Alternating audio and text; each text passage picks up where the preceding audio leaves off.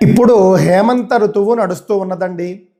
మార్గశిర మాసము మరియు పుష్య మాసాలు హేమంత ఋతువు. హేమంత ఋతువులో ఆరోగ్యంగా ఉండడం కోసం ఏం చేయాలో చెబుతూ ఉన్నారు బ్రహ్మవైవర్త పురాణంలో. ఖాతస్నాయీచ హేమంతే కాలే వహ్నించ సేవతే భుంక్తే నవాన్నముష్ణంచ జరాతన్నోపగచ్చతి అంటూ ఉన్నారండి. ఖాతస్నాయీచ హేమంతే. అవకాశం ఉన్నవారు, నేటికి పల్లెటూళ్ళలో ఉన్నటువంటి వాళ్లకు బావులు అందుబాటులో ఉన్నాయి. హేమంత ఋతువులో బావి నీటితో స్నానం చేయమన్నారు. బావి నీరు అవకాశం లేని వాళ్ళు వేడి నీటితో స్నానం చేయండి.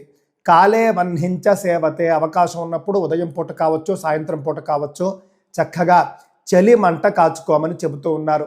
అదేవిధంగా భుంక్తే నవాన్నముష్ణంచ. అప్పుడే వండినటువంటి వేడివేడి ఆహారాన్ని తినాలి. అంతేకాని చల్లారిపోయినటువంటి అన్నాన్ని, రాత్రి మిగిలిపోయిన అన్నం ఉదయం తినడం, లేకపోతే ఫ్రిడ్జ్లో పెట్టుకుని రోజుల తరబడి తినడం, ఇవేమీ చేయకూడదు.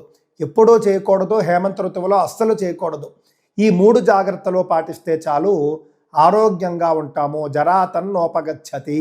వీళ్లకు జ్వరాదులు రావు అని స్పష్టంగా చెబుతూ ఉన్నారండి.